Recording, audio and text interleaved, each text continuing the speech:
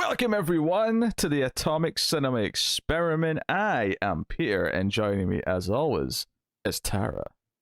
Greetings, citizens.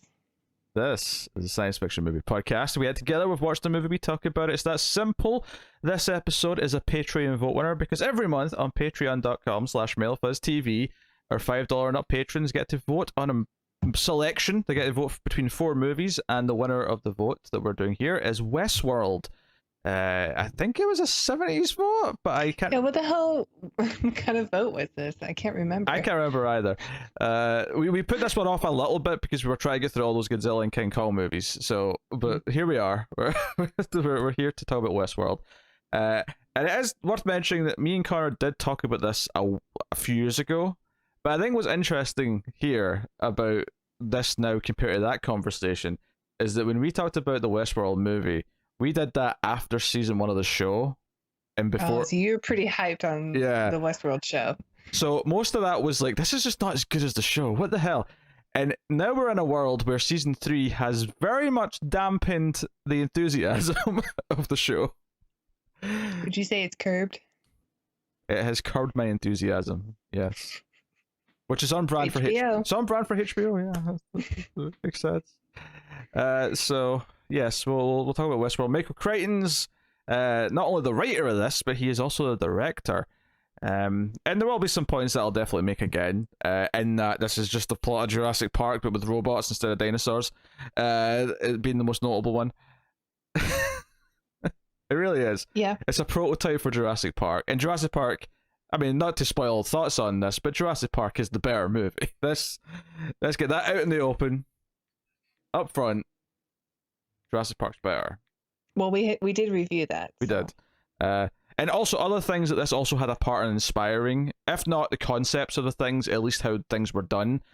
So let's just also say The Terminator, better movie. Yeah. Well, we also reviewed that and gave it a 10. Halloween, better movie. Not a sci-fi movie, obviously, but I did give that a 10 on Screams After Midnight. Just to make that point clear. I have not obviously reviewed that, but I would also probably give it a 10. Yeah. Well, you're a sensible woman. Right? That's just.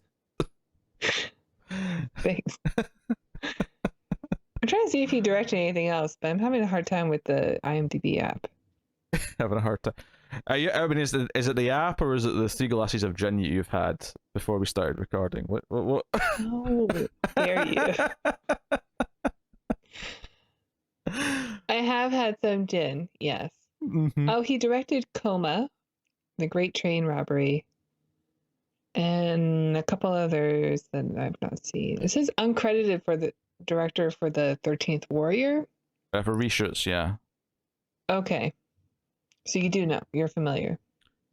Oh no, it says on IMDb reshoots uncredited. Oh, okay. Well, the 13th Warrior is based off of a book that he did write.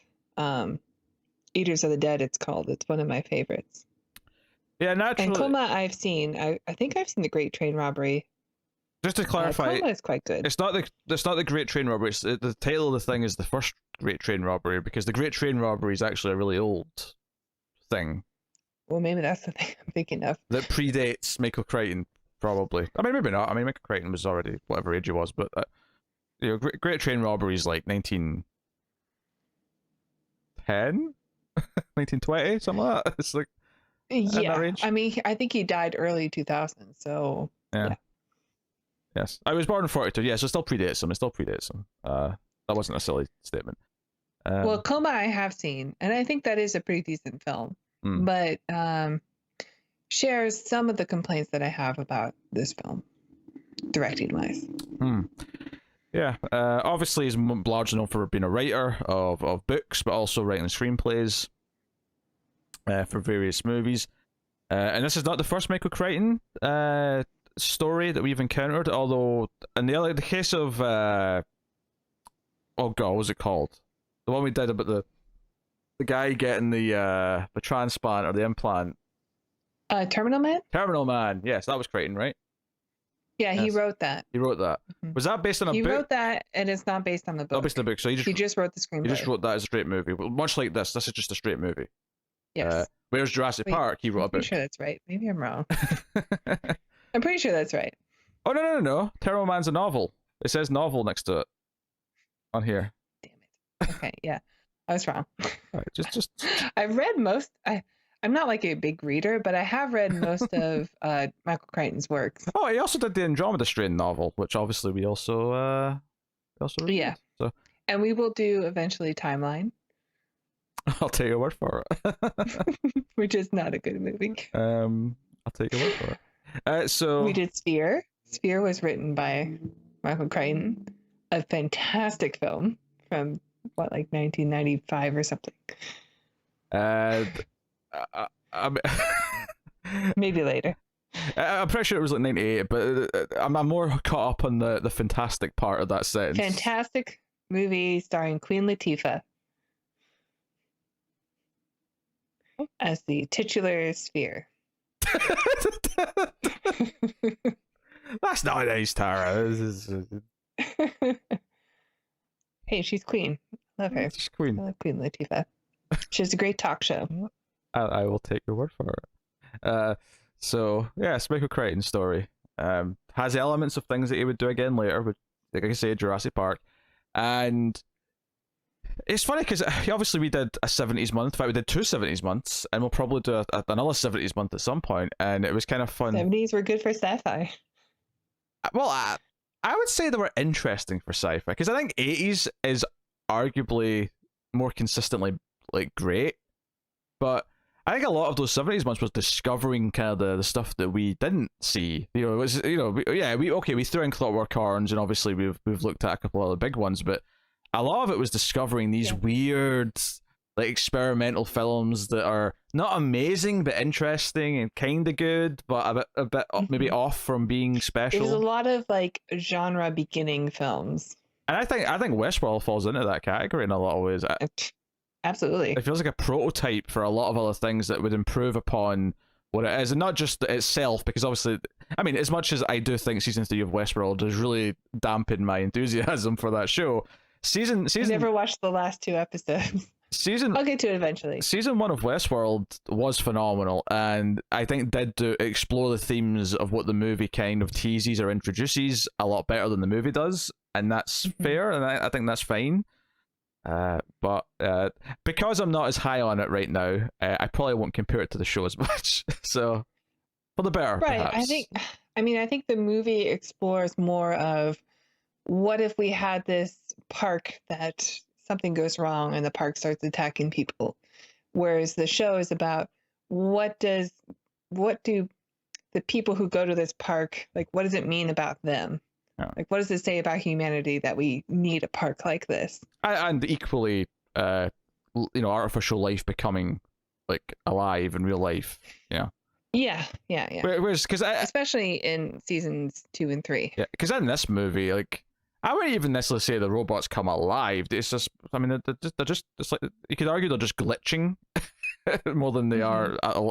Actually, I thought this was interesting, but so they describe what happens to the robots as a bit like a human virus. Like, it starts somewhere in like one of the parks, and then it starts to spread so that other robots, as they say, are affected, which is a lot like a computer virus.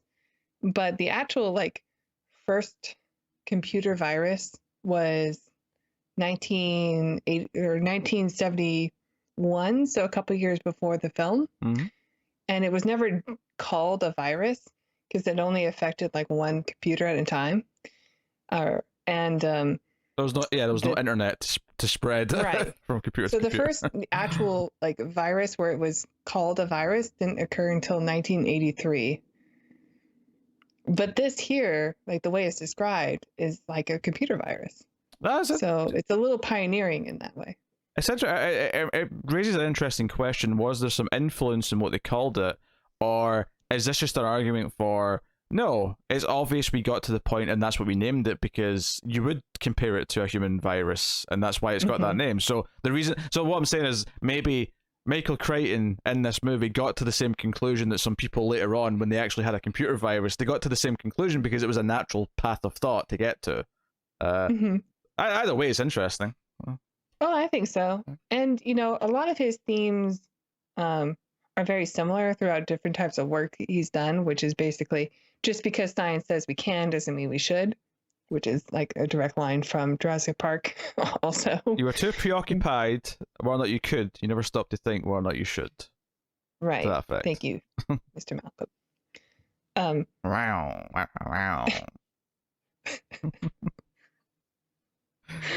Right. So, I mean, I think because of that, like, Michael Crichton, like, just, I mean, he's a man with a science background, with the medical science background. So I think a lot of the themes that he has throughout his different written works are very similar because he just has that foresight. He's able to, link those, like, it was inevitable that we would have some sort of virus for artificial intelligence, or not artificial intelligence, but like for computers, because that's something that we know.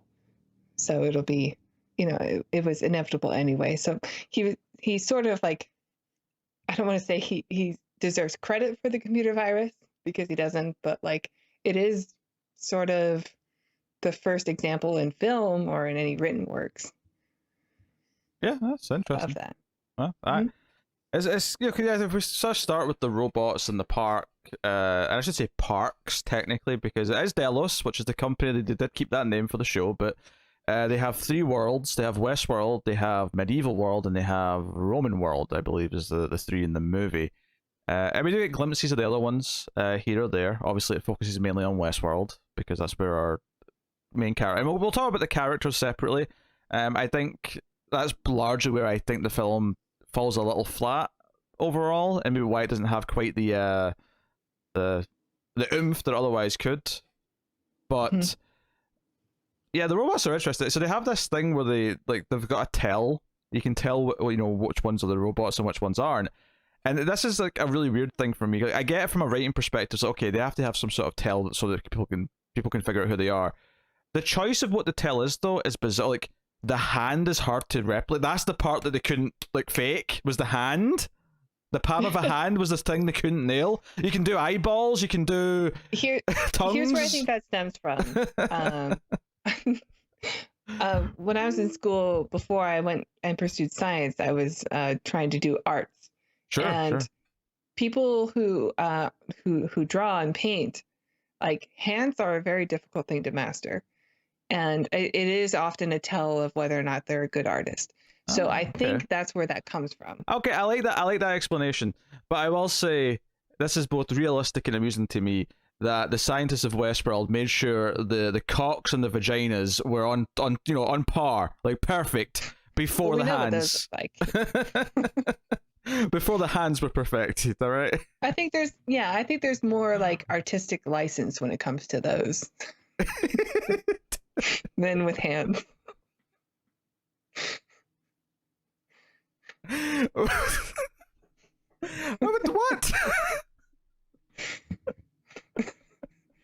Excuse me. I just imagine someone sculpting one of the genitalia, and they sort of slip, and it ends up really bent, and well, it'll do. He's got a weird one. It's fine. His will be weird and bent. Just use any ink blot. His will just veer very well to the right, and that'll just be his dick. It's fine. We'll just go with that.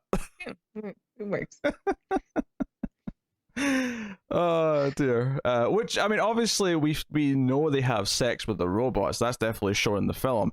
They're not really willing to go into it too much, because in the TV show it's very clear they have working genitalia that will react and respond and be completely lifelike. Here, that's what the people want. Here we just kind of assume it's true, but I mean, they never really give us much of an indication beyond just, okay, he's with a prostitute, we're going to cut away and it'll imply they've had sex. But we don't, there's no super indication of how realistic the whole thing is. Yeah. But I'm not saying there should be more raunchy by any means. I guess I'm just saying, like a lot of things in the movie, it feels like, because a lot of this movie really spends time giving exposition to what the robots are, how the park works, and showing the little details. Like, so the two guys are coming, and he's asking about the guns, and and later on he's like, "Wait, how do I know I'm not going to shoot another guest rather than a robot?" Pardon me. And it's like, well, there's a sensor, and they won't fire anything with a heat signature over a certain temperature, so it won't fire against another human. And it's like, oh, okay, they really did think of everything. I'd like to think that's the first thing they thought of, is how do they not kill each other by accident? Yeah. Top of the priority list. I wonder how that works in like Roman world and medieval world. The swords. People use swords. I guess that ties into, because there's a snake at one point, which is apparently designed to never actually bite. And obviously in the movie it does bite, and it tells the scientists there's something wrong. But I imagine it's like that because it's like just physical and melee. They're just designed to never actually land a blow. They're designed to always just miss or hit a shield or whatever. I would guess. Which world would you go to? Out of these three? Yeah. I don't know, actually. Are none of them tempting to you, or is this like a movie of another time and it just doesn't translate anymore? Yeah, I want to be in space. I want a spaceship. You want Future World? Oh, that's the sequel. Yeah, I want the future. I want a futuristic city. Out of these three, I mean, I've never really been into medieval stuff, so I guess that's kind of ruled out. I guess medieval makes me think of like the plague. Like, I don't want to go there. It probably is Westworld, just by ruling out the other ones, because medieval's never appealed to me. And Roman like has fancier costumes and whatnot, but I would definitely pick more Roman world. Yeah. I would just spend the whole day in like a Roman bath. It would just be a spa day. Okay, I never being fed like grapes and stuff. Yeah, that would definitely be my pick. Okay. Yeah, plus medieval, medieval definitely has the least appealing, like, sort of living standard, I think. And the costumes are worse. Like, I would go with Roman. It'd be more comfortable. You can float. You could eat a lot of fruit. You can float. I know, that's a fair argument. The robots in the park, probably some of my favorite stuff is when everything shuts down for the night and we see the scientists come in and pick up the all the dead bodies from the bank robbery and all the various things, and the dead horses. And they're obviously not real. None of these things are real. They're just all the props, but they take them back in for maintenance, and there's an eerie feeling to, like, okay, now there's like just like a truck pulling in, and it's not of this time. It's not of the Westworld. It's something else. I think it's because a lot of the early parts of the film, it's almost like our two leads have invaded a Western movie. And then when the world like shuts down and we see the people who are collecting all the dead bodies and we see the control room, we're like, oh yeah, this is a sci-fi world, not a Western. Yeah. Because the control room stuff, because not to get like negative necessarily, but there are things about this movie that I don't think work that well. And I think part of it is that it is a really short movie. It's like 85 minutes. It is a short film. And not as to say that you can't have a short movie, you can, but I do feel like it spends a long time introducing everything, and then the actual plot of the movie takes place in the last like 20 minutes, the last 25 minutes. It's true. Yeah. The best part of the film is Yul Brynner. Yes. And that, don't know, I do really enjoy that last 20 minutes. Like, it is a really fun part of the film. But it does feel a bit light on the actual meat of the story. Not to say that it doesn't interest a lot of science fiction ideas. That, I mean, we can sit here and talk about what certain things mean and talk about the morality of some of this stuff. And like, one of the things that's interesting that I don't know if is really brought up is the idea of, like, is having sex with one of these robots, like, should you feel guilty if you've got a partner? Is that cheating? Should you feel guilty about that when you've got this lifelike robot? It's almost brought up in this film. Almost, but not quite. Like, our lead character like says, "I think I should tell you," and then he sort of avoids the subject afterward. Well, no, he's not, because he's not with someone, because they make it clear earlier on in another scene that he's like divorced. Oh, okay, all right. I was thinking he was still married because he was talking about his kids also. Yeah. No, I think he was about to tell. He's never like had like a one night stand or been with a prostitute. So he's like, hey, Right. he's like, oh, we just met. Is what I mean. Like he's trying to sort of say that. Right. I mean, I agree. I think we spend a lot of time in Westworld and watching these guys like go through bar fights and like escape from prison and all these like standard Western film things. And it's like, oh, isn't this a fun ride? But it would be really great if those scenes were more about the like, what does this mean about the people who choose to rob the bank, or the people who choose to sleep with the prostitutes, or the people who choose to be the bad guy, which of course is what season 1 of Westworld is all about. Yeah. But I think you can still do that in a clean like 95 to an hour and 20-minute movie. Like you could have really explored like the torment about like what it means for somebody to choose to do the bad thing. I mean, because there's no consequences. If you just extend this by like half an hour just to give it more meat for the character, because I think the characters are very, very thin to me. It's just two guys who are there. One of them's been there before. You know, James Brolin's been there before. The mustache guy hasn't, there's this slither of a character arc, and the slither of the character arc is that Mustache Man, our main character, he is a bit more nervous and doesn't feel comfortable like picking fights. He doesn't feel comfortable sleeping with prostitutes, and he builds up a bit of confidence and eventually gets into the swing of it. So then when the robots start attacking and start like losing control, and Yul Brynner starts hunting him, he has a bit more courage, so he's able to like sort of run and defend himself, and like that's kind of what you have for an arc. Is just him kind of. It's almost like a really weak version of the Sarah Connor arc in some ways when you think about it. Yeah. It's nowhere near as good. It's just kind of it's just there a little bit. But the funny thing is though is that so much of it's like, and again maybe this is because we do think about it more and we think about it from the show, which does go into the psychosis of it. But like I don't necessarily know if he should like loosen up and sleep with the robot prostitute. Like, is that morally the right thing to do? Like his friends saying, "Hey, enjoy yourself, have sex with the sex bot." You know? Yeah, I mean, well, there are like video games that make you do that as well, right? So in a modern day context, like if you wanted to play a video game that says you can play it either way, like I am still that person who is compelled to make the right decision, even though it doesn't really matter because it's a video game. But like there's something in me that says, I don't want to do the bad thing, so I'm going to do the nice thing. And I'll choose that route still, which maybe says something about me, but it doesn't really matter because it's a video game.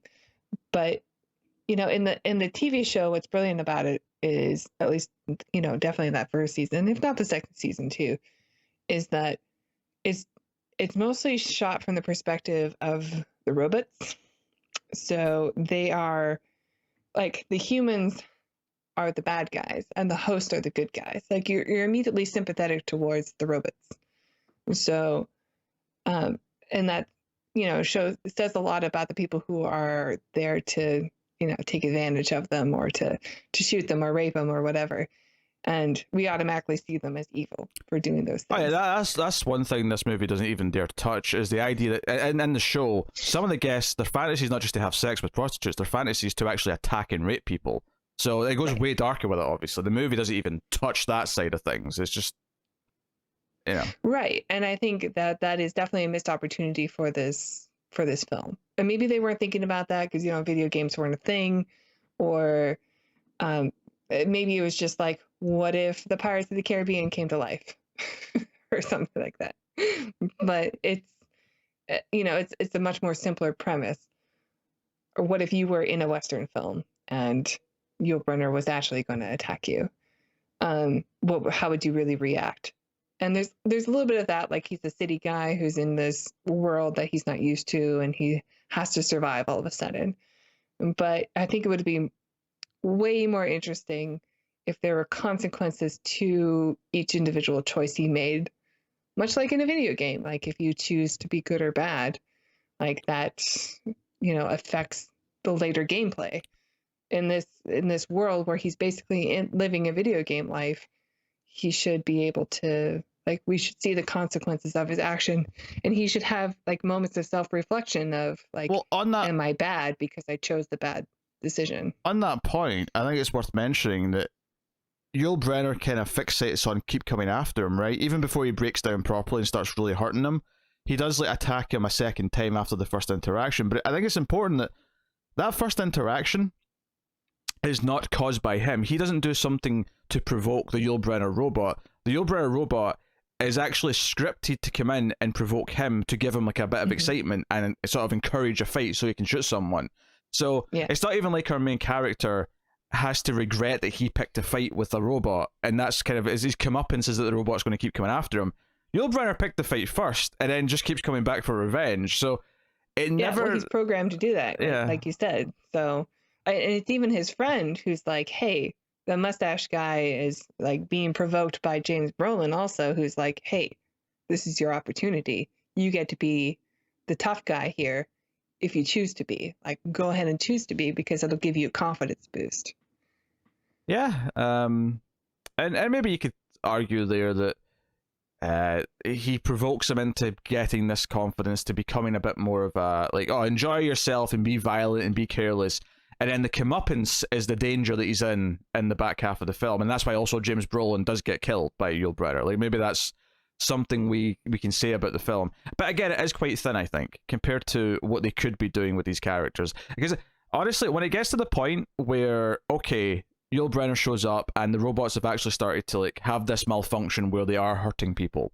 Once it gets to that point, I feel like everything we've done with the two main characters and this is very important as well, is that after like the first like 25 minutes, I feel like we cut away from them a lot. We spend a long time with the scientists talking about the possible virus and talking about all these things. We spend time building up another couple of guests in the medieval world to set up one of the robots there that goes bad.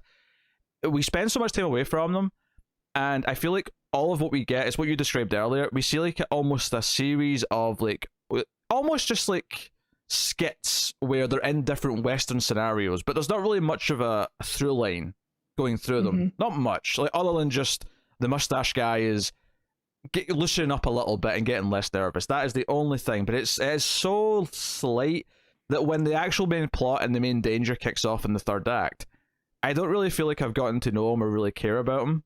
So there was kind of a like, oh, I'm having fun in terms of the concepts and what it's doing, but it definitely falls flat in terms of, oh, I care and I'm in the suspense of it and I'm really like rooting for the character, or I'm hoping that he'll learn his lesson or he'll survive or anything like that. It's kind of devoid of that. So yeah, much like a lot of these 70s movies, it's like this weird like prototype of here's a lot of these great ideas, and you can see the great ideas, and we've seen them done better since, so we know they can be better.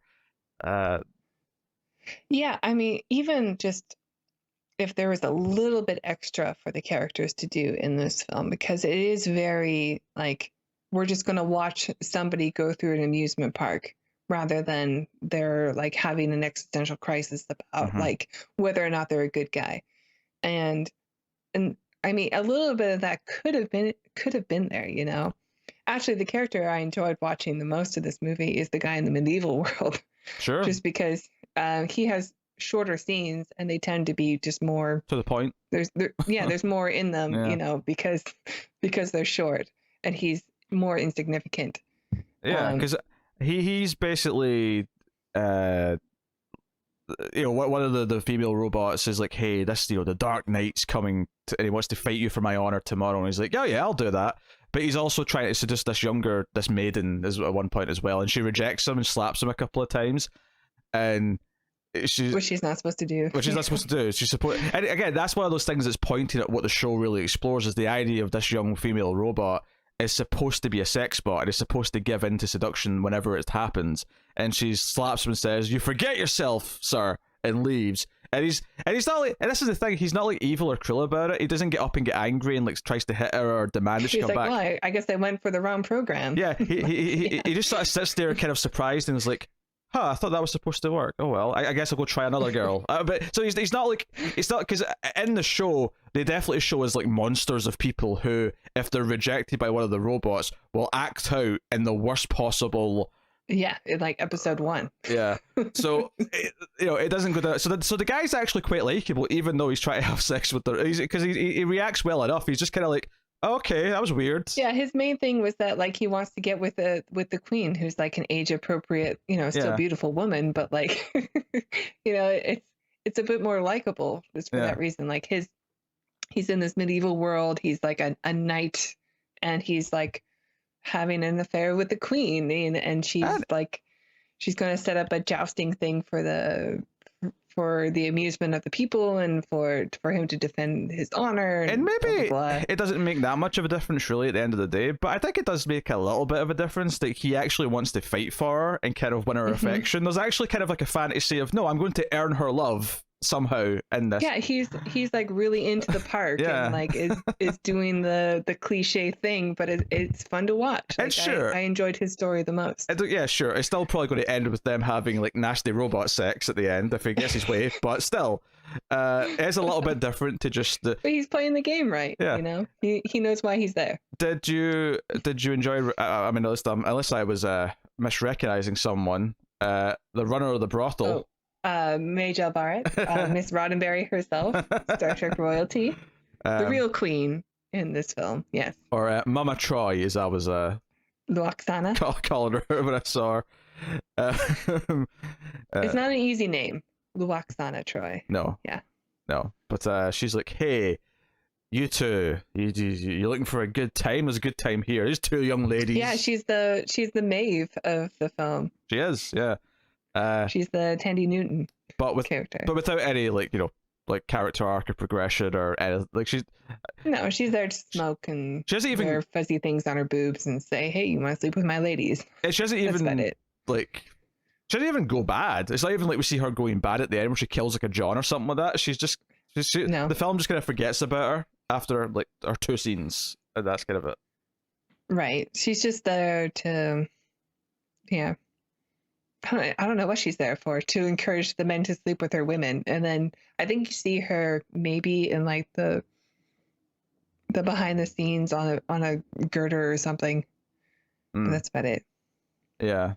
I mean, James Brolin kind of gets into character in the sense that all he ever really does is go, maybe, perhaps, I just might. He's like, he never commits to anything until someone just like offers something to him on a plate.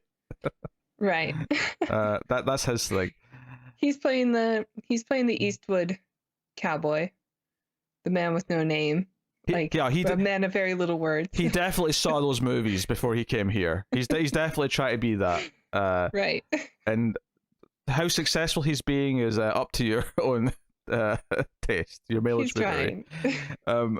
He's there to act confident so that his friend can have a good time. Yes. Did you enjoy the movie starting with like a news advert for there's like a little infomercial for Delos? No. I think it's odd. It's a bit weird.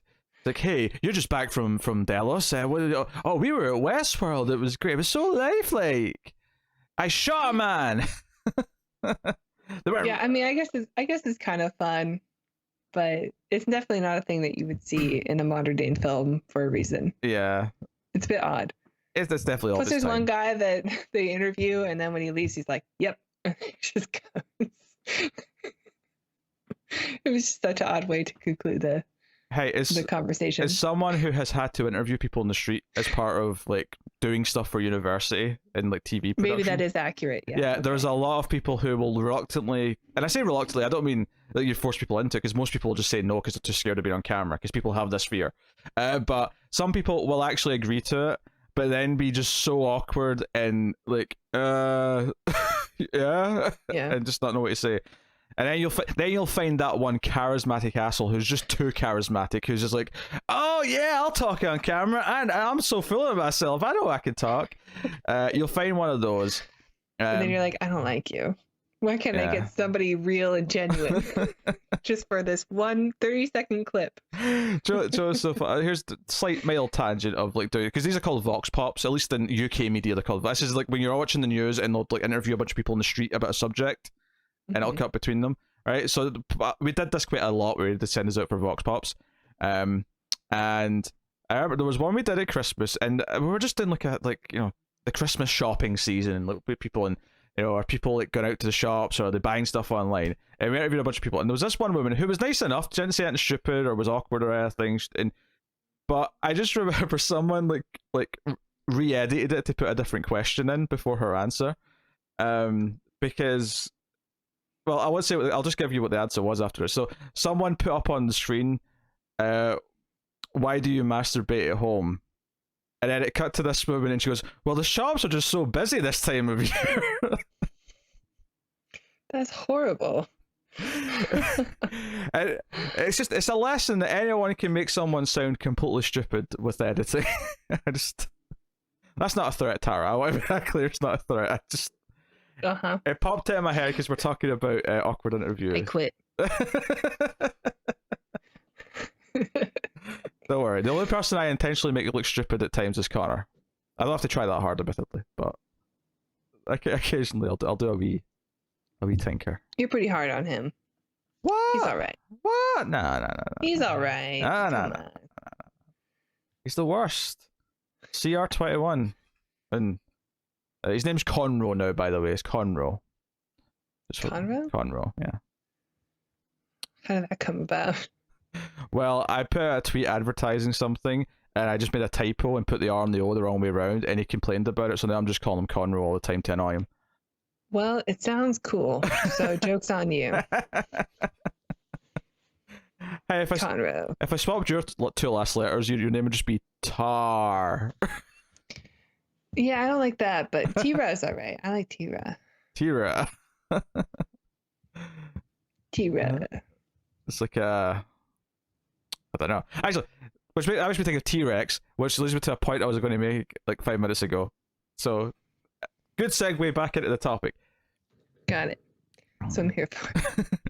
No, so I was talking about the structure. I was talking about how it feels like the plot doesn't really start until like the end of Act 2. You get maybe 25 minutes left at most. Joe, see if you compare it to Jurassic Park, which does have a very similar kind of premise in a lot of ways, because yeah, it's people come to a park, the robots / dinosaurs escape, become dangerous, blah blah. It's like if in Jurassic Park the dinosaurs didn't actually get out of their cages or out of their containment pods until like 20 minutes before the end. Could you imagine Jurassic Park if they were just riding around watching the dinosaurs behind the fences for like over an hour? Yeah, this is definitely one of the complaints I have about the film is that like I think Crichton is a great author. Like he's not the best like wordsmith or anything like that, but he's he writes fun science fiction books that are very they're very good. Like you get into the scenario, you get into the characters. He's got a medical background, which I think makes him really good at writing death, which is a weird thing to say, but like he has some of the best death scenes in anything I've read before. But just because you're good at writing books doesn't make you good at writing screenplays. So I think, between this and Terminal Man, which has some really fantastic science fiction ideas, I think he just missed a step in the screenwriting course where, how to make a really good character arc and 3-act structure and stuff like that. I think that's just missing from the film. Yeah, because it is notable. Jurassic Park, he didn't write the screenplay. He based on his book, but someone else came in. What's funny, I think it's like David Cope, who's not even that good a writer, really. But obviously, no, but he's working with a great premise, right? He's working with a good premise, and he's got a director to turn it into gold. So he just has to. He just had to like pass it along. He just did a simple job of passing it from one medium to the other. I think famously, Steven Spielberg was friends with Michael Crichton and asked him what he was working on before he had even finished writing it. So Spielberg said, I'm going to make this a movie before he had even finished the book. And Spielberg knows how to make a movie. So why would you say something so controversial, Tar? Right, I know. So controversial. Yeah, because that's what was sticking out to me when I was watching it this time, is just how much it's jumping around, still setting things up so far into the movie. And it's not a long movie. It'd be fine if it was 2.5 hours long. It taking an hour to get to that point would probably not be that bad, but it might feel like a slog, don't get me wrong. I'm not saying that it would necessarily sustain that length, but if I'm just looking at what the runtime is, the fact that we're still setting up just the basic Because the comparison to them talking about the virus and stuff, I suppose, is the Newman stuff. That's still like 45 minutes into the film, and it's not a long movie. Yeah. It's almost like if the Newman stuff in Jurassic Park, that's his Seinfeld name, of course, but if like Newman was still starting to like latch his plan, like he wasn't really, like he didn't actually go to get the embryos until like much later, and he didn't really set everything off until later, but there was a lot more teases of it happening maybe. And I don't want to be too harsh on it, because obviously it's inspired a lot of things, and we talked about how, you know, we maybe wouldn't have Terminator without Westworld. We maybe wouldn't have Michael Myers, and at least the inspiration for the performance of the character, the shape, without Yul Brynner. I mean, maybe we should bring that up. Like, it's in the trivia on IMDb, but I've heard Arnold Schwarzenegger talk on Howard Stern specifically that he was, I mean, the reason he took the role of the Terminator was because he was inspired by Yul Brynner's performance in this film of being totally without emotion, with having just a program to, like, I need to get revenge on this thing, and being just this unstoppable force with only one thing in mind. And like that's why he took the role, even though it wasn't a hero's role. And I guess also John Carpenter was inspired by Yul Brynner's performance for his writing of Michael Myers, and that character being an unstoppable force with basically programmed to do one thing, which is kill this one person. Which is funny, because Halloween and the Terminator are two films that I would give a 10 to, and are two of my favorite films of all time. So both of them being somewhat inspired by an element of this film means that at the very least I have to respect its existence. I have to respect that it inspired others. I respect Yul Brynner, right? Yeah. That's really good. Are you pouring more gin? Is that more gin? Blueberry juice. Oh, okay. Is it just blueberry juice?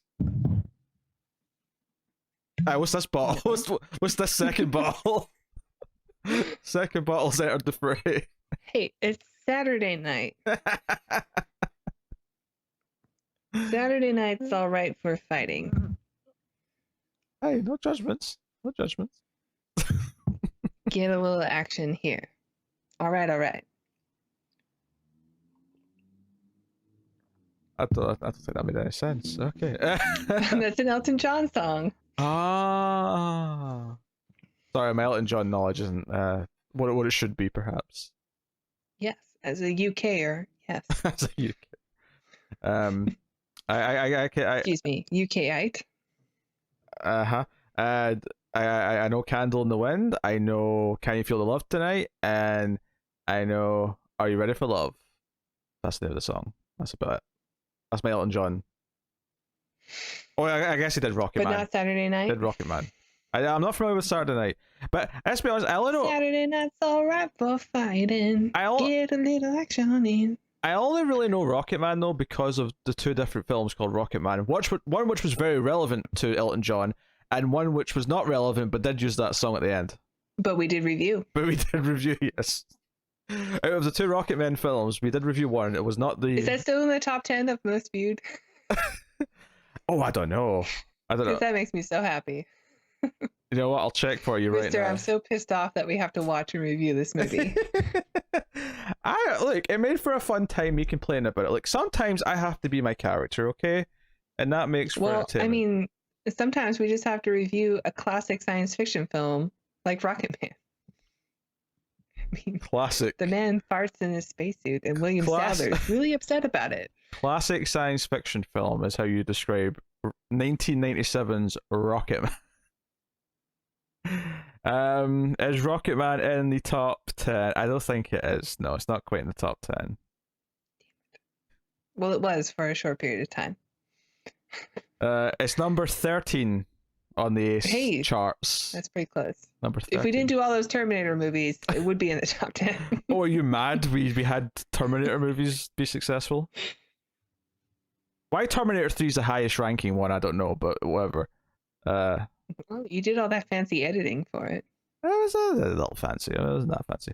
No one knows. You fancy. No one knows when to click on it, though. But that one's going to have a little bit extra pizzazz. Maybe people think it's the actual movie.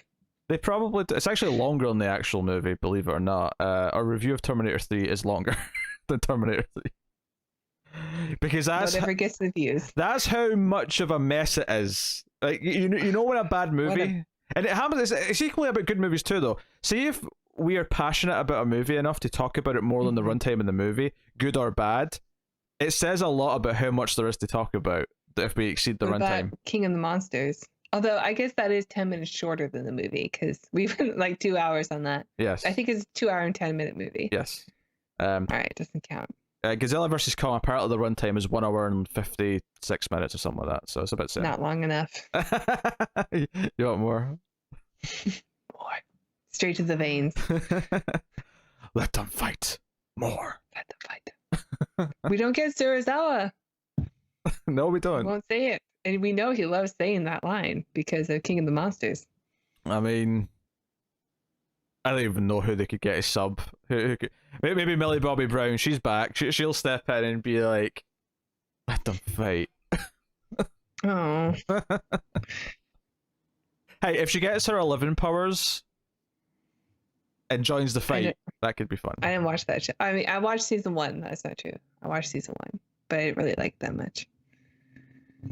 That's a shame. I know. I'm a weirdo. That's a shame. I just, that's a shame. I'm sure it's great. That's a shame. But hey, whatever. Back to Westworld. So we should talk about Yul Brynner because he is really good in this film. I think he's the best part for sure. Yeah, he probably is the best part, and I think all the things surrounding his character as well, because we get again another inspiration for Terminator. Perhaps is the POV shot. Now, I remember making this point the last time I talked about it, but it does kind of crack me up a little bit. Is that it's so pixelated, these pixels of his POV, that it's almost it's almost like incomprehensible what it actually is when you see it if you had no concept of what this was. See, for us in present day, we see pixels and we go computery, right? Because we know what pixels are. But do you think an audience in 1973 go to see this in the theater knew what a pixel was, or knew what a pixelated image looked like, or what that meant? No, but just see like from the POV of a robot, like that. I think that is pretty interesting. Like in that at that time, you know. Because can I just say, I want to congratulate both of us right now. I think we both deserve a medal because we have not once slipped up and called them hosts yet in this review. I brought up host, but only when I was talking about Westworld. Talk about the show, yes. Yeah. I remember that, but no, the robots. I remember that, but an issue the last time I talked about this, where I just kept calling them hosts because I couldn't get away from it. They're hosts. Well, yeah. Yeah, it's a shame Westworld's not as good as it was in season 1, huh? I know. And the sad part is that there was a midpoint in season 3 that I really liked, and then the last like 3 episodes shat it all away. I would say the first half of season 3 was excellent, and then I don't know why I just like stopped watching. I will watch it though, because I will watch season 4. It's kind of season 4. Maybe season 4 will be better. I hope it is. But yeah, hopefully. But yeah, no, Yul Brynner's great. You know, like he because he genuinely hunts down. He kills James Brolin and he hunts down the Mustache Man, and it becomes what's his name? It becomes a chase through the canyons. There's the techie. His name's Peter, actually. The character. Oh. Peter, yeah. Peter Martin. Richard Benjamin. Apparently he's a director as well. Oh, I see. But I don't know anything he's directed. Peter Martin. He's directed quite a bit of stuff, actually. He's got like 22 directing credits. It's quite really notable. He's got a great 70s look. Like, he's got the long mustache, big eyes. He kind of reminds me of the guy from Duel, whose name I forgot. Oh, Duel, yeah. Yes, that's a great movie. That's a fantastic film. It's a great movie. 9 out of 10. Great movie. We'll never review it on this show, so I'm just going to give you right now. 9 out of 10. I gave it a solid 8, but I really liked it. Really liked it. It was nice because like I kind of thought I'd seen all the good Spielberg movies because I don't really like a lot of his more recent output. You know, but 70s to 90s Spielberg is kind of your sweet spot of Spielberg. I imagine as a fan of like peak Spielberg, to see like something that you enjoy from his history would be like a real treat, you know? Something new. It's the same like going back and like discovering other like if there's just that one lost film from a director that I love, but I never got around to that one from his golden era. It's like it's exciting. Well, Duel is an interesting one because it's a TV film, so it would be easy to miss, or like it'd be easy to discount it. Like, well, that was a made-for-TV movie. It's probably not like peak Spielberg, but it is really part of his. I would say it's the beginning of his like peak. I like it more than several. Dennis Weaver, by the way, is his name. Several of his other films. This guy Peter in the film has a Dennis Weaver vibe to me. I'll be honest. You think I would notice that the main character's name is the same as mine, but I don't think I ever caught that his name was Peter the entire time. I don't think I did either. Yeah. But fair enough. So I mean, honestly, the best sequences of the film are right at the very end, because so there's a section where he encounters a technician in the park who is scared of Peter at first because he thinks he might be a robot, and Peter says, "Let me see your hands." Yeah, he proves he's not. But then Yul Brynner kills the technician, so he goes running, and he ends up in Roman world, but it leads him into the tunnels, or the service tunnels, where all of the repairs are done, the science labs, and some of my favorite... These are like really simple sets, by the way. They're just hallways with different color lights in them, but they remind me of like classic Twilight Zone, which is, we're reviewing right now. They remind me, like the sets are so simple that they remind me of that, and it does put me back in that world, like, oh yeah, this is a science fiction movie we're watching. Yeah, it's kind of... Sometimes when you look at stuff from this era, sometimes stuff's a little too simplistic, and it feels a little almost quaint by today's standards and doesn't feel very realistic. And then sometimes it kind of adds to the otherworldness of it. I would say this is kind of like somewhere in the middle, where depending on the location, it feels a little bit too... Like, because this hallway where they're working... I think the hallway is too simple. That said, though, I do love that it's a long hallway, because one of my favorite moments in the film is Yul Brynner walking down this hallway, and Peter's like hiding on he's pretending to be one of the robots on the stretcher, and Yul Brynner stops and this is when he hits him in the face with the acid. It's such a contrast between the Western open world that we get on the outside, And it's also it's interesting that Yul Brynner he's never fazed by the fact that he's now not in a Western world. He doesn't care that he's walking through a Roman world. He doesn't care that he's walking in like a lab that's like, by his standards futuristic. Obviously, he has one objective, which is to catch up to this human guy that he can murder. Yeah. And it becomes almost a little Predator, where the way to like get around him is to like disguise yourself next to heat. Yeah, actually, I was thinking that when we were talking about the POV, I was thinking of Predator, because they mentioned in the film that the robots get a upgrade of infrared, or some sort of upgrade to their infrared if they already had it. So like when we get his POV, it is a little bit infrared. Like he's able to detect heat. Yeah. They definitely mentioned thermal. I think that was the word they used specifically. I mean, obviously we know it is infrared, but I think he actually said like thermal, like sensors. I think was what he called it. But yeah. So he ends because Peter ends up like hiding next to like a torch, because that sort of disguises where he's standing. And that's good fun. Like all this, like it's just like 15 minutes at the end, but all this chase stuff is quite enjoyable. And there is some horrific stuff where even after he's set on fire, Yul Brynner shows up all melted and charred, and all he really does is fall over. But it is kind of that slasher movie villain, like one last jump scare of like, oh, I was still coming for you that one last time. And the movie just kind of ends with Peter sitting there contemplating life as we hear the advert from the start go, "Come to Westworld, come to Delos for a vacation you'll never forget," and then it just goes to credits, with the really upbeat like guitar, like Western music, which I thought was, I guess they're going for an ironic thing, but I enjoy it. I mean, the opening is that too. It has that like bluegrass music, but I'm a sucker for bluegrass. I do have a question that I would like to raise about the process of this park. So when the guy in medieval world tries to come on to the young maiden, and she rejects him, we actually cut to the control room, and the scientist is like, that's strange. She's not supposed to reject him. And they've got like a shot of like them, like, you know, just their faces as they're trying to kiss. So he's trying to kiss her, and I'm like, wait a minute. So if they did go on to have sex right there, are they recording and watching everything in the park? I had that very same thought. Like, are they watching every single individual who's in the park? Because at that moment, it's not just like, are they okay? Clearly, these two people are going to have sex, or at least he's trying for that. But he's also listening to everything that she is saying.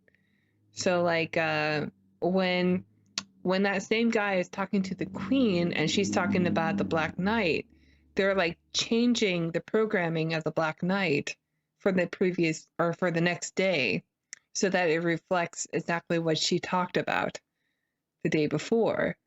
So they have to keep monitoring like all the people as they're talking to the robots so that they can alter their programming for the next day so that it reflects what they want. So yeah, like they are always monitoring, right? They're watching them when they do dirty things, just in case I don't want to say host because we've gone so far without saying host. Yes. Just so the robots. And it's getting tougher as we go, because as we get more and more gins and juicies into this podcast, how dare you say gin and juice? It's getting tougher and tougher for Tara to keep her no host clause in place. Well, I enjoy saying the word robot. So. That's helping. Yes, that's helping. That does help. It raises so many privacy issues, and that's actually another big theme in the show is what is Delos doing with all this data, and that's like a big theme in the show, especially. Well, that's the theme 2. of the show, but not the theme of the movie, and it should be. Yeah, but again, that's why there is like some credit, I think, to the showmakers, because they clearly looked at this movie like we have done here, and have saying there's all these things you could do with this premise, and they've explored a lot of that. So yeah, that's one compliment to them. And it's not like it's not introduced in this movie. Like there are clearly themes that you can draw from just that scene and say we should really expand on that in even this film, and make that a big plot of the film so that we can fill more time, and that all that time that we fill has some meaning to it, but they don't. I say they, I mean Michael Crichton, because he is the writer and director. I mean, obviously, he doesn't explore that. The show goes way further into like sort of like, okay, all the data. It's essentially like what companies do now with like collecting your ad and like, your browsing data and stuff, right? But even if it was just as simple as, oh, there's like one dodgy like employee who like records all this and like sells like dirty sex tapes of like, here's all these famous people who came to Delos, here's all their sex tapes, like. That would totally be happening. So like that's something like that, even just to say blackmail is definitely part of what's going on here. Like there's so much that could be explored. Like if Crichton like took a day and just like okay, what are the big things that could be drawn from these like big themes, and he could have had a much better film. If we just took a day, just one day. Yeah, just one day, maybe like a brainstorming group, and just said, okay, what can we draw from what's already here, and but they didn't do that, and so we don't get those ideas. We get them in the show, and I think the show is really good at developing those. Maybe not great at the execution. Although there are some great episodes in all 3 seasons. Oh, there are for sure. Mm-hmm. The direction, we should talk about Crichton's direction, because I think it's mostly fine, if a little bit plain. There are 1 or 2 moments, like I say, the chase itself at the end is pretty good. I think plain is a really good descriptive word of his direction, actually. It's plain. It's just a lot of wide shots. It's plain. There's not a lot to it. There's not really fancy staging. Like the fighting, like we mentioned the character in Medieval World who sets up this duel with the Black Knight, but then of course when the duel happens, the Black Knight actually kills him and stabs him repeatedly. But there's a long sword fight that happens before we get to that point, and it's honestly just not that exciting. It's kind of shit. It's just kind of boring. No, it's just slam, slam, slam, stab. Yeah. So it is still like, oh, he got stabbed, but I was expecting it. Yeah, like, I mean, obviously fighting choreography is not there too. That's another element, but like even just the direction isn't that interesting. There's one or two moments. There is one scene that I like where the camera sort of like pans over in the control room, and you see Yul Brynner walking on the security monitor, and then it transitions to him actually walking around. I like that. So there's little touches like that here or there that are not bad, but for the most part, yeah. I go back to plain. It's a very plain feeling film in terms of like its visual style and atmosphere. Yeah. Which is why I think when all the lights go off and the technicians come in and start picking up dead bodies, it's one of the few times in the film I get atmosphere where I'm like, oh, I'm getting like an eerie feeling about this. Right, and I wish it did more of that, honestly. Yeah. I mean, we get obviously in the show because the show is centered around the host, the robots, rather than the people who are attending the park. So we get more of the perspective of, because we're getting the perspective of them, we're focusing on them, we get like the reset that happens every night or whenever there's a story reset. So we get to see a lot of the behind the scenes stuff. But in the film, we only get little glimpse of it. And I wish we got more of it because that is the real sci-fi. Whenever we don't have that, we're just in a Western film, which is okay, you know, because it's dealing more with like Western cliches. It's not really as exciting as like the sci-fi elements of the film. If we got more of those. Yeah, even the idea of the branching stories could have been more explored, because there's a section of the film when Yul Brynner shows up the second time, and Peter jumps in and shoots him like out the window or whatever, like because it's in the hotel at this point. He goes to jail, right, and he's thrown in the cell, and I was thinking this is a bit shit for his vacation if he's spending the rest of it in a jail cell. But then obviously Brolin breaks him out by like blowing up the wall, and I'm like, you know what? I would love if it went into this a little bit more, and the idea that no, the whole point of this, it's almost like a game of D&D, is trying to provoke the players into how do I get out of this situation? How do we do a Western style thing to get out of jail? Yeah. And that's kind of fun. So I almost wish and it's not that it has to do everything we've said, but if it picked one of these things and really said, no, we're going to explore this like in full. No, I agree. Actually, there was a scene when they were, I think, in the train on the way in there, when they were talking about the realism of everything. And it was like, well, who would want to do that? Like, who would want to be in a world that was just that realistic? It wouldn't be a game anymore. But we got Red Dead Redemption 2, which was very much like, this game is very accurate. Like, it is so detailed to the point where it is almost too realistic for people to enjoy it anymore.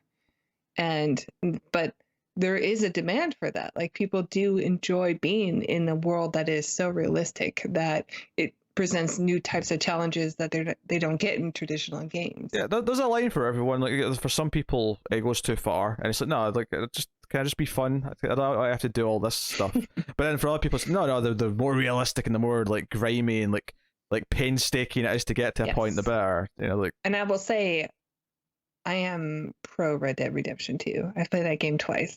It was great. I've not tried it myself, so no comment. No comment. Well, I'm pro Red Dead 2. Okay, good to know. Which helps me with the viewing of the film, honestly, because it's like, okay, I can see why there's an appeal for this, like for the realism. Because the realism in the game was also an appeal for me. Yeah. I mean, I do appreciate that Yul Brynner coming after them in the hotel is all kind of a sign of the glitch he's starting, because he's not really supposed to be hunting them down again, because he, as far as the characters, that robot story is concerned, he was killed in a storyline. Yeah, so he shouldn't really be fixated on him. So that's the first sign that there's something wrong, is that he's fixated on him still. And then, of course, eventually, the third time he comes is when everything's went wrong, and now he's starting to kill people. It's also worth mentioning. I like when he shows up the third time, and like both of our lead guys like kind of roll their eyes, like, we have to deal with this character again. Yeah, it's just when they're just a little too arrogant and think there's no danger is exactly when the danger strikes. But he, so one of the things also worth mentioning is that when the robots do all go haywire, a lot of the scientists and technicians get trapped in like the main control room, which suffocates them because it goes into like emergency shutdown. So they like die. which I was curious about that actually when I was watching the film. I wasn't sure if everyone died because of something like that or because they were killed by like a stray robot. Yeah, I think that's what it implies. I think it implies that most of them suffocate in that main room. And then some stragglers, like the one we see Yul Brynner kill, just get killed, there. Right. Okay.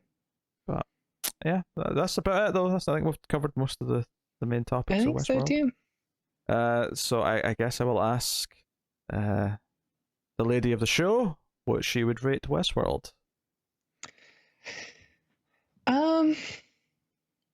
I do enjoy watching the film. I think it has that 70s. I mean, it's become a cliche for our show at this point. It's just that it's this really great like ideas and original premises that get expanded upon later and better. But it is fun to see where they start from. And I am a fan of Crichton, of his writing, not so much his directing, but he is a good storyteller. And I think although they don't translate so well to film or to script, I think it is still enjoyable.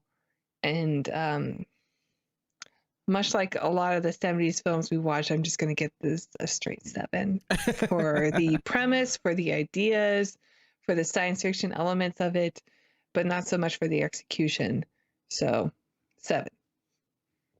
Yeah, I think I'm just going to come back on one of those points, which is it's important as a piece of science fiction history more than it is actually an enjoyable science fiction film to watch. And I've seen it a few times now, and it's not really grown on me between viewings. I feel the same way about it. It's not went down either, admittedly, but I felt the exact same every time I've watched it, which is good ideas. I'm not super into a lot of it, though. I never really feel anything for the characters. I get really emotionally invested. So I think I'm going to go a nudge lower and say 6.5. Just because I wish I cared more. I wish I cared more about what was going on.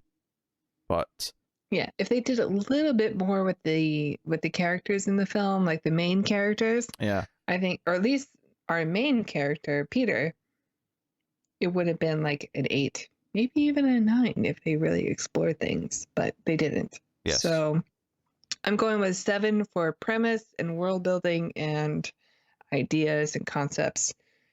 But that's all I'm going to give it. Yeah. Cool. 7, 6.5 from you. Oh, from you. Yes. Oh yeah. Hello. I'm over here. I drank too much this episode. I'm sorry. To be fair, most people when they try that when they're sober don't get it right because it's hard to tell with the flip cameras and whatnot. I know. It's a mirror for me. Yes. So hey, this is the mole side of my face. Is normally on this side, but yeah.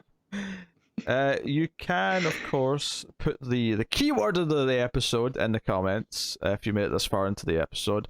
I think with this one we'll go with Delos, I guess. Delos. I like it. Delos. Yes, Delos, the name of the company that runs the whole place. Yep. A super exciting one, but nothing stuck out to me otherwise. Tara's going to pose for the thumbnail here. Okay. So here we go. 3, 2, 1, pose. Okay. Awesome. All right. Now, would you like the 10 out of 10 IMDb user reviews or the 1 out of 10 IMDb user reviews for this one? 10. Go with 10s, all right. Let's go with the people who really love it. Let's go with the 10s. There are 24 10 out of 10s. That's not about right. Yeah. So, and what a chilling world it is the title of one of them. Great film, very original, inspired many films in the future, which we talked about. So, very right. They don't make movies like this anymore. No, they're often better. I mean, that sounds like a harsh thing to say, but Terminator's better. Halloween's better. Yeah, but they were all inspired by the King of Siam. Hardcore storytelling? I don't know if I agree with that. I would say it's actually kind of the opposite. I'd say that there's this world building and ideas, but the storytelling is maybe the thing that's lacking. But hey, I would 100% agree with that. Yeah. Yeah, that's what it is. So no, the Ultimate Fighting Championship, man versus robot. Wait, what? The UFC man? Was the actor / director also an MMA fighter before that term existed? Is that a thing? Oh dear. Yeah.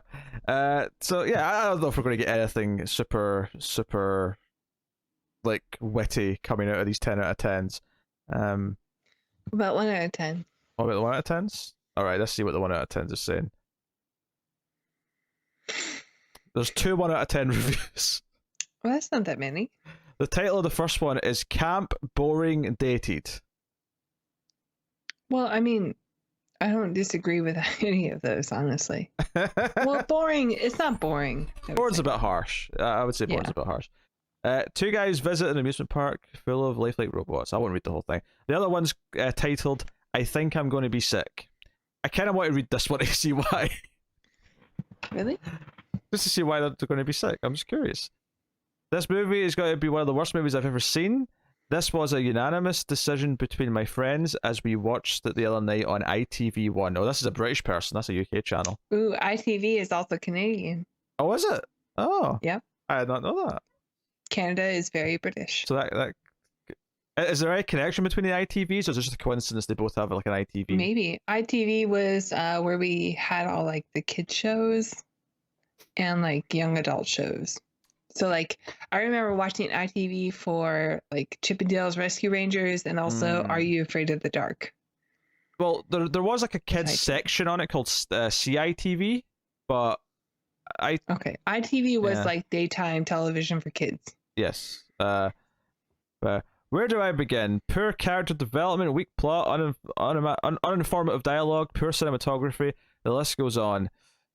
Richard Benjamin's solid performance was the only positive to come out of this rubbish. Is that is that Peter? I think so. That's definitely a British person. There's too many. Okay. There's too many things First of all, I would agree with most of those except for the last thing. I think Yul Brynner is the performance that you remember from this movie. So much so that it inspired Michael Myers and the Terminator. So, yeah. Yeah. There's more there as well. That review came from Cumby's Rock 9? Well, Cumby's Rock 9, sorry, but you were misinformed about Mr. Peter, and you should have been more aware of Yul Brynner, the gunslinger. I think it's good we're wrapping this up right about now, because I think Tara's on our last legs. I'm sorry, I shouldn't have drank so much. It's Saturday night, and I'm done. You don't have to justify it. We're I'm going to up. have a night of Animal Crossing and until I pass out. We're wrapping up. You don't feel bad. I will take this time, though, to thank our Patreon producers for the month of March. So thank you very much to Tyler Hess, Cindy Palacios, David Sharp, Born Now, Al Treisman, Christopher Moy, Brett Williams, and David Brown. They are Patreon producers, so thank you very much. That means they are $20 or more. At where, Tara? I said I begged, I pleaded. That was not begged or pleaded. that was mailed request. Please don't make me do it. Okay, I'll accept the begging. Alright, you could. That means they're $20 or more at patreon.com/MailFuzzTV, where you can go and support us for as little as $1 per month, which will get you access to an exclusive bonus episode every month, as well as all the past bonus episodes, of course. So if you're $1, you'll get access to the past like 20 or so episodes that are there as extras.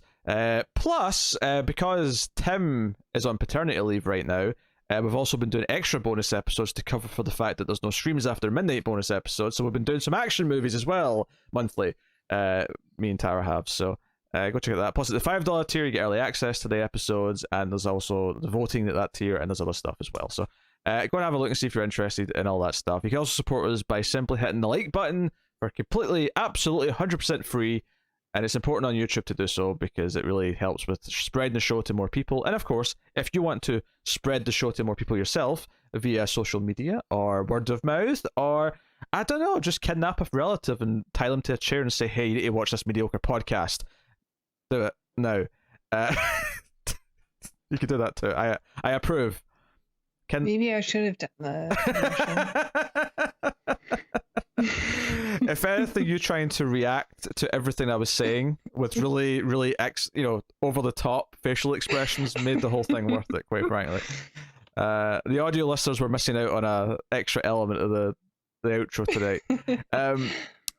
So that's that. You can get us on Twitter at mailed_fuzz for channel updates, so please do. Coming next time on the show, due to a request by Tara, we will be looking at Ender's Game. Oh, right. I forgot. We had an empty slot, and I said, Tara, is there anything you want to do? Because we have like one empty slot before there's a bunch of other stuff we have to get to. And she's like, Ender's Game. I want to do Ender's Game. I've never watched Ender's Game, but I've read the book, and I'm very excited to see the film. I saw it in theaters, believe it or not. Oh, really? With Haley Steinfeld and Harrison Ford? And Asa Butterfield? Asa Butterfield. So is he not for anything else? He's been in other stuff. Yeah, I'm sure he's been in other stuff. Okay. The only reason why I know his name is because he's definitely been in something else. Okay, well, goddamn, I drank too much this episode. I'm officially sober after tonight. He was in Hugo, which I really enjoyed. Asa Butterfield was in Hugo, which I very much enjoyed. I heard that was good. Yes. I should watch it one day. It's actually my second favorite Scorsese film, which I know is an oddball pick for most people, but I love it. Okay, what's number one? Is it Wolf of Wall Street or The Goodfellas? Neither. What? He made a. Okay, we'll have a discussion after we're done here. Right. That has been Westworld. So thank you very much once again for joining us. We'll see you next time in the Atomic Cinema Experiment. Keep watching science fiction and computer. That's Elsa.